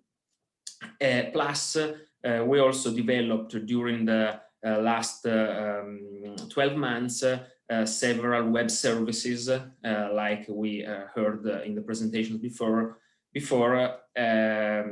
support our customers on a 360 degrees strategy on the digital presence. So besides the the ads on our website, we also manage the media budget of our customers on Google, on Facebook, on other aggregators. This is Bakeca in a summary. So which practice are we sharing today? So the topic is of the conference is sharing best practices. So I decided to focus on one very specific and concrete practice, just to give you a very concrete and specific example on about how we are testing the transaction model. And where I'm bringing an example that we developed in the last months on our buy and sell sections. So the reason why I've chosen this topic is because the path towards transactions is becoming clear, more clear over time. Many companies are pushing towards transactions to remove friction. So we leveraged the opportunity of the COVID to test also this model in our website. I move slides. Just if you don't see that I move slides, just let me know. Scenario in times of COVID. To give a bit of context, I'm sure that everyone will find him or herself in this slide, because what we have noticed during the pandemic period was a decrease of traffic, of visits and page views in users in some core categories and some large categories, like for example houses, cars, of course events, jobs was a category not decreasing a lot, but surviving during COVID. Courses as well. What we have noticed was a strong increase of some niche categories in the large buy and sell section. In particular, electronics, everything related to video gamings, everything related to fitness, home fitness in particular, a lot of focus and attention on second hand, and in general consumer goods in the electronic sector. So given this opportunity that we've seen, we have done this reasoning. How are we positioned in the opportunity segment, I call like that, of the buy and sell and electronics in those specific niches? This is I go quick into this slide. This is just to give a final context on our market and our company. So Bakeca has about 4 million unique users per month, about 90 million sessions, 40 million page views, and 1.7 million ads. What is the project perimeter? Our main focus as a company is on housing, in particular rent and jobs. This is our core business. As third and so on categories, we also focus on services, motors, and of course buy and sell electronics and then city events. As a project perimeter, to start to move towards transaction, we selected the buy and sell. So we have about 500,000 sessions per month. It's not big. It's something that we are interested in growing thanks to the transaction model. So how to increase relevance, so how to increase the volumes, we asked ourselves, and move closer to transactions for such categories. We set some key objectives for our pilot project. The first was introducing new features, especially for private users, in order to remove the frictions, all the frictions that happen between the buyer and seller during the acquisition of second-hand stuff, electronics, and so on. So on the buyer side, we wanted to reduce the friction of payment and quality check of the good. And on the seller side, of course, the payment for the seller as well, and the packaging and the delivery. So all this fraction, so this was the first objective, improve the service level for the users. The second, of course, improve the fraud management system, contrast frauds. Frauds increased during the COVID period. A lot of, it was an opportunity for many people, for us, for the users, but also for fraud, for the people who were willing to make frauds online. So of course, this was our target, to reduce the number of frauds. The third objective was to introduce new monetization options, in particular a transaction fee into our freemium model, previously based only on visibility, besides the new services, but the transaction fee was a target. And of course, increase volumes in a section, which was the buy and sell electronics section that was not our core, let's say, where the volumes were not particularly high for us. So of course, we always wanted to increase in the relevance of this section. So what we've done, we introduced new features to better serve our user navigating the buy and sell and electronic sections. In particular, we added 3 features.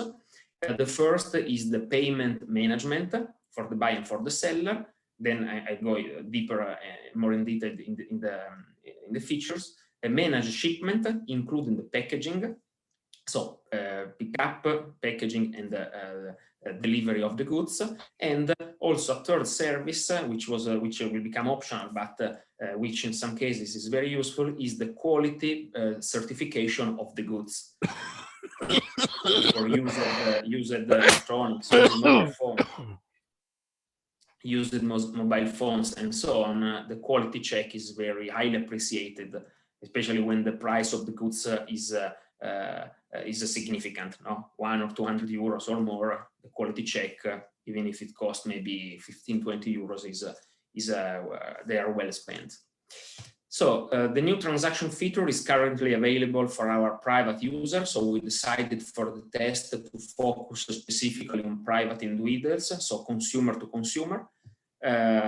So I go quickly. Here is an example of a Galaxy, 300 euros for the Galaxy, which is sold by a private person.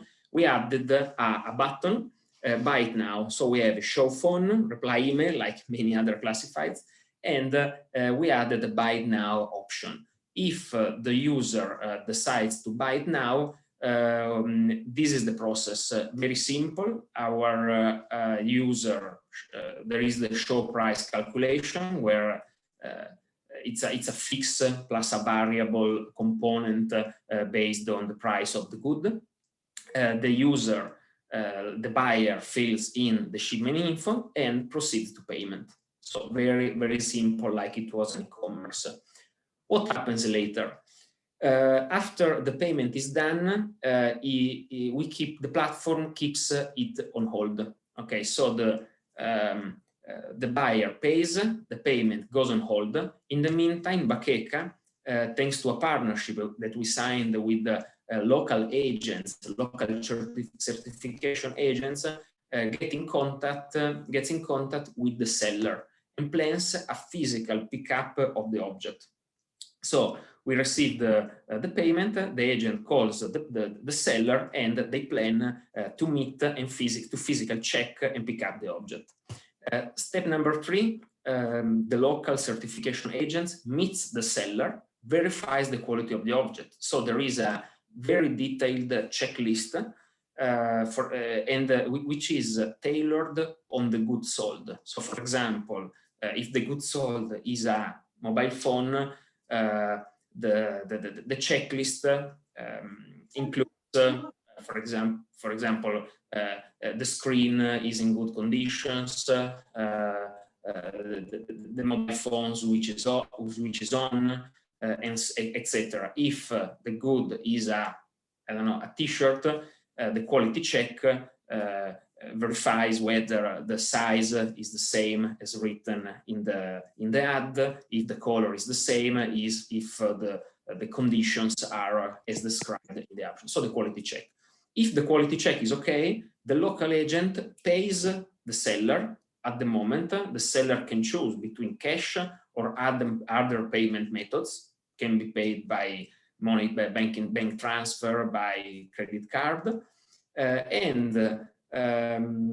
So the seller, for the seller is done. The certification agent takes the objects, pack it up, okay? They have very simple envelopes to pack it up. And step number 4, number 5, after the pickup, goods are shipped within 24 hours. The tracking number is sent to the buyer and also to the seller.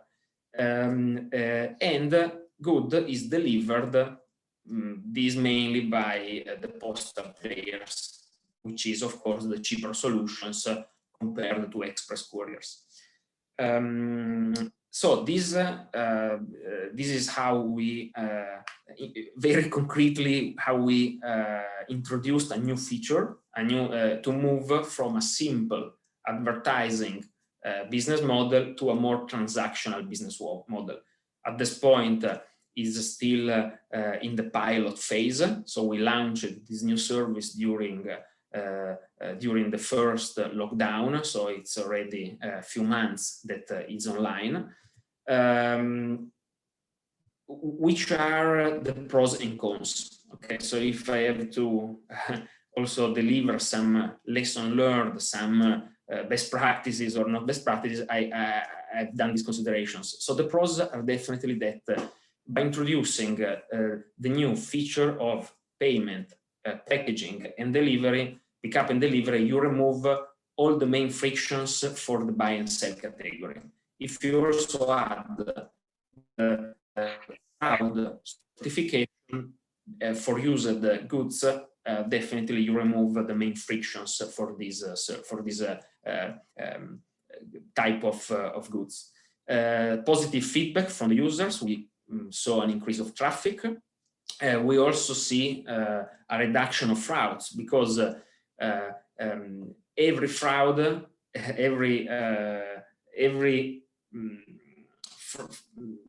every seller who would like to make a fraud, of course, the certification agents, when they call the seller, either the seller doesn't reply or doesn't show up, or anyway, at the end, the final result is that we could reduce the number of frauds.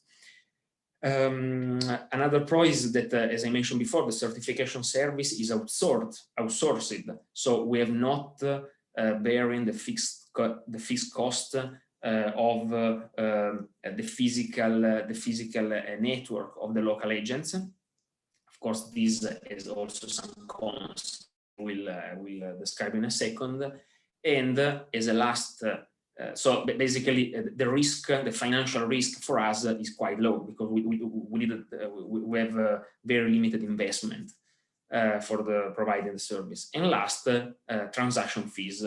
Of course, a new source of revenues in a category, buy and sell between private individuals, that basically is difficult to monetize. Okay, maybe there are the business that is easier to monetize, but between private individuals, the transaction fees really gives the boost of the section in terms of revenues. Which are the cons of this test that we are doing? Of course, the number of transactions is still limited, since, as I mentioned before, for us, the buy and sell category is a minor section. The objective is to grow thanks to new services and to new services that we can provide to our users, but still we are in the pilot phase, so there are several things that we could adjust. Second, the coordination between our customer care and the local agents, which can improve. It's when you introduce a new service where of many touch points, because you include the payment, the shipment, and the packaging and the quality certification. Of course, you generate a lot of questions by users, both buyers and sellers. So you need to make sure that your customer care and the local agents are really very aligned on everything. So on the wording, on the information that we provide to users, and so on. So the coordination definitely is something that needs to be really well managed. And last, service unit cost is pretty high, since for this pilot we're doing, the human interaction is required, because of course, for every transaction, a physical person goes to the buyer, goes to the seller, uses the checklist, pick it up, and so on. So that the cost is not a minimum cost, especially when we talk about cheap goods. Okay, so for a T-shirt, maybe it's 30 euros or 20 euros for the T-shirt, and the same amount for the quality checkup, the pickup, the packaging, etc. So for different goods like mobile phone, a computer, a bike, and so on, it's definitely more convenient. So this is a bit of also to consider when you introduce new features. So if there are some subcategories more suitable for the new service than other, also in terms of costs. That's it. So try to be quick, also because we have time until 6. So if there are some questions, I'm very happy to answer. Thank you, Stefano. Thank you very much. Yes, there are actually a few questions in the chat window already. So maybe I can just read them out to you. So one of the first ones coming in from Burak. Is the shipment included in the service fee? And then the follow-up question, does the agent handle the shipment? How does it go? Yeah. Yes. So when you select the good, there is the price calculation tab, and it's included. At the moment, it's included everything. So it's included the shipment, the packaging, and the quality check, all in one price. Okay. So the price the price is a fixed amount plus a percentage of the price. So yes, everything is included. And does the agent then handle the shipment? Yes. So the agent takes the good, pack it up, brings to the postal office, and ships it. Stefano, one question from my side. The agent is not the shipping company himself. Correct. No. There are local agents that uses external service providers for shipment, in particular postal services. This is how we have defined the pilot now. An evolution of the service would be to remove the human commitment of the agent and make an agreement directly with the local like couriers. Okay, but at the moment there are two intermediaries, because there is the local agent and then there is the postal provider. So and these local agents, is this a big Italian company that does this specialized, or this is guys working for you? No, it's an Italian company, an Italian provider that we developed together the landing page. We studied the service for our users. And can I ask you approximately the commission fee? Is it fixed, or does it vary by category and item and stuff like that? At the moment, there is a fixed fee plus a percentage of the price. There are also some restrictions about size and the weights of the goods. Of course, if you ship a bicycle, it's very different than you ship so there is a differentiation of pricing. But can you tell us how much is it? Just as an idea in euros and percentage. If you go on our website, you can make a lot of scenarios. So you just select a good and you see what is the percentage. So it's about 15 euros, 10-15 euros for the check, plus there is 5 euros for the shipment. So basically, it's difficult to stay below 20 euros for the service. So for service including the packaging, the pickup, and the quality check, and the delivery. So everything, more or less, that is just to give you an idea.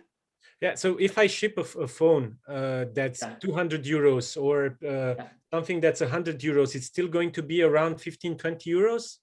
Or does it vary in terms of percentage then? It varies. No, the percentage is the same, but if you ship, for example, a product on, now I don't remember exactly, there are some scales for the percentage. If you ship 100 euros for the mobile, the total cost could be around 120. If the mobile costs 300, the total cost would be maybe 330 and 35. Okay, so it's not exactly proportional. So there is a fix. The fix is about between 10 and 15 euros, and then there is the percentage based on price. Mm-hmm. And which again, I'm very interested in this because we are doing shipping, but we've never did payment. You know, we do shipping with checking, and we've been doing it for years, but we never got into the payment itself. So I'm very curious how you guys did it, and I'm wondering which items or which categories are the most successful. Is it fashion as well? Is it just electronics? Is it mobile phones mainly? Where you said, okay, it's not big yet, but you can already see trends. Can you see something? Yes, so definitely electronics is the one that has the best fit. Where there is not a particular fit is, as I mentioned, on cheaper goods, because if the good costs 20 euros, even though no, the buyer sees 20 euros the price plus 20 euros for certification, pickup, and delivery. And so it's difficult not to perceive the real value. But if you see 200 euros and you pay 220, it's easier. So that is the second. In terms of categories, electronics, also what we have noticed is about I would say like collection things like stamps, coins,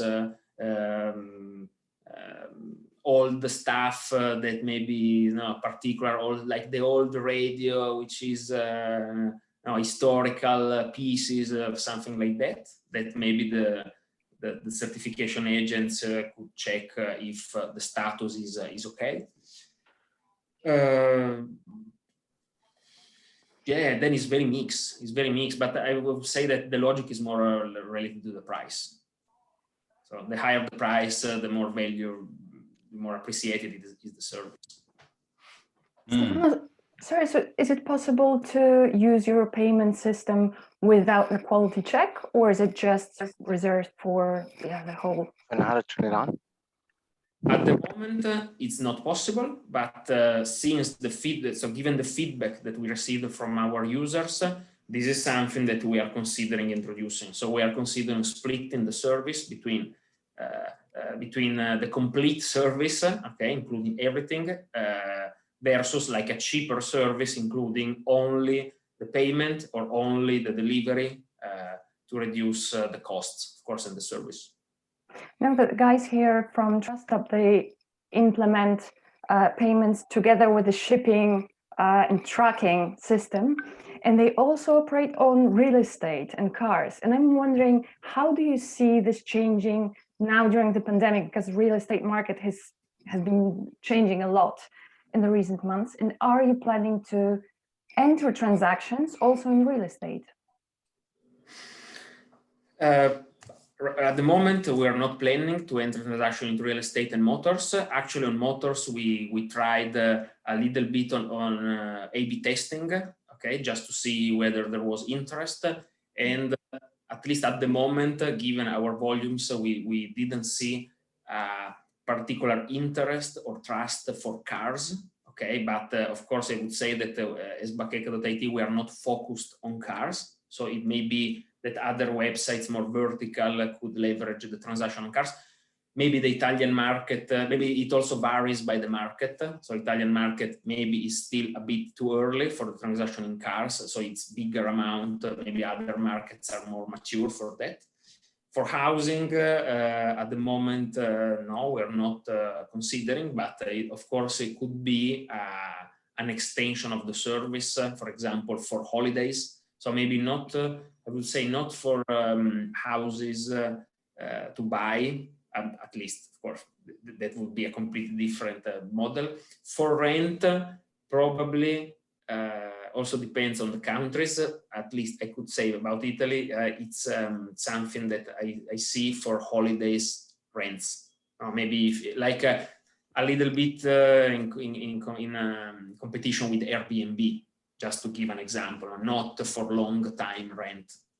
Could be maybe you go on holidays for 1 week, you don't want to go there, not check, and maybe you pay 20 euros to certify.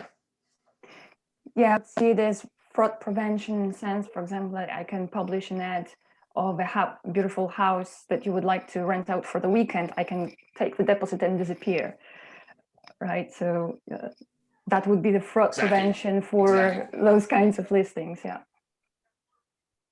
Yeah. Yes, exactly. For that, the Airbnb is a very strong competitor for that.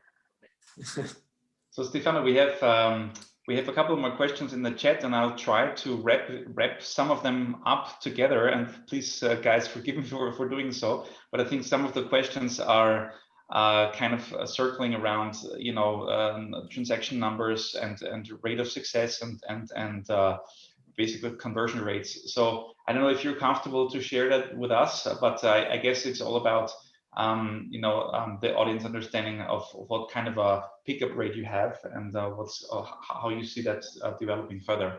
And I'm afraid this is probably going to have to be our last question before we then wrap it up. And we have one additional point on the program that we would like to do with the audience.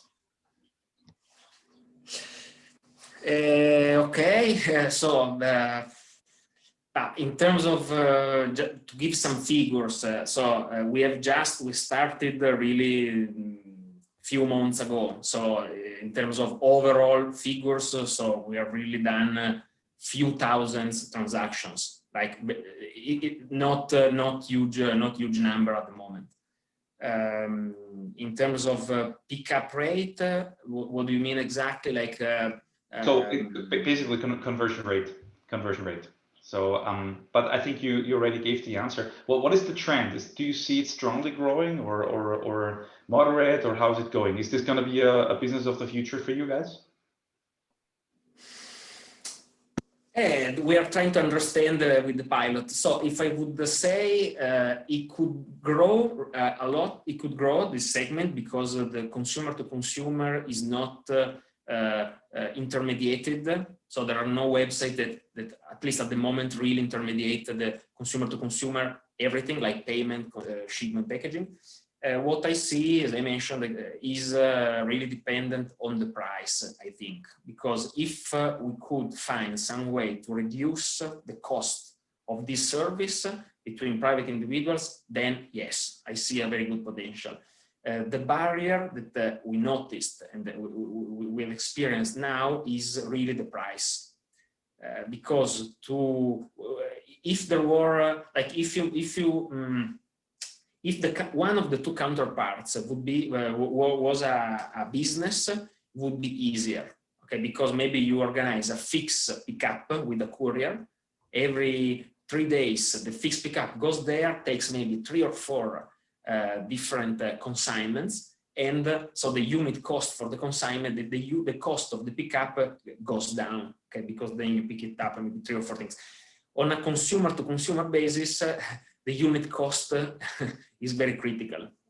So yes, I see a potential. So the critical point is to reduce the cost.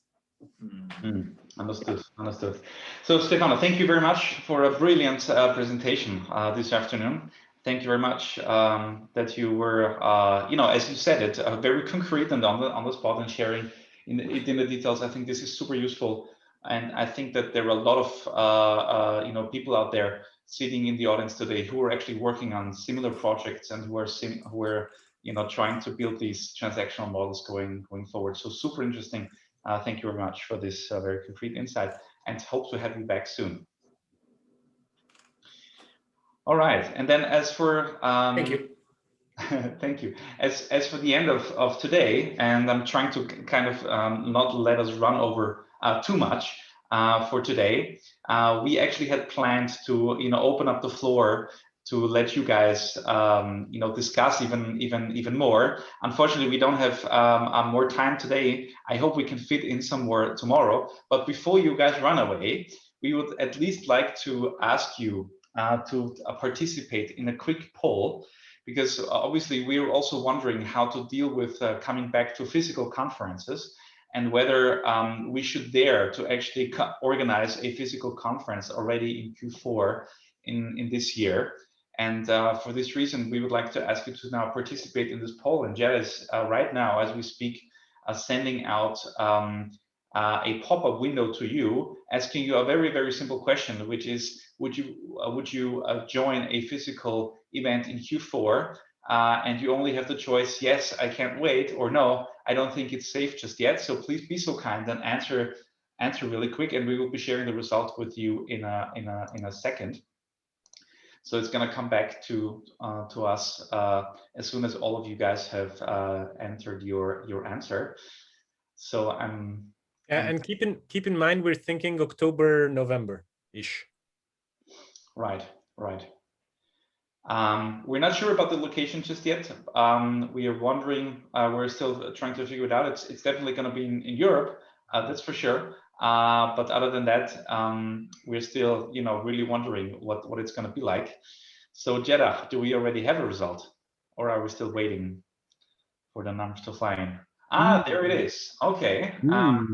Probably you can, or you should be able to see it by now. So we have a more, I would even call it a more or less head-to-head result.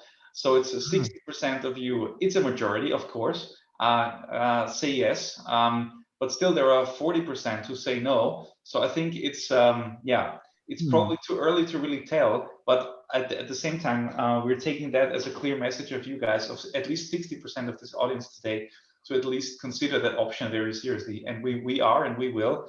And honestly, we would love to have a physical conference again, despite the fact that physical those VC conferences as the one today are very efficient and are a good format as well. And we really have learned to appreciate also this digital format quite a bit, I must say. And I'm sure that you've been following us around. So we have been doing surveys and sharing those results with you on a very short basis. And those are things that we couldn't have done without the digital platform usage. But at the end, still, we are trying to keep this informal. We are trying also to enable you guys to have these, 4i kind of meetups at the bar in the evening, and the informal conversations that are also super valuable and help you extend your network and actually make friends all around the globe. And this is fantastic. So we definitely want to come back to that as soon as we can. And just please bear with us for the time being, and we will, of course, keep you very, very closely informed. So just before I let you run away, let us just take a quick sneak peek at tomorrow's program. And as I promised you, it's going to be at least as good as today. So we will have David Gill from the Schibsted marketplaces in Finland. We will have Mayank Ayala from Facebook coming in. And last but not least, also Mr. Steng from the European Commission. So that's going to be a very, very interesting session tomorrow. And we hope you join us again. It's super easy. Just click on the same link that you used today to enter the session. And I want to thank you for your participation, for the questions. And on the behalf of the ICMA board, I may wish you a very pleasant evening. Thank you. Thank you so much. Everyone. See you tomorrow. Tomorrow. Bye-bye. Thank you. Bye-bye. Thank you, guys. Bye now. So much.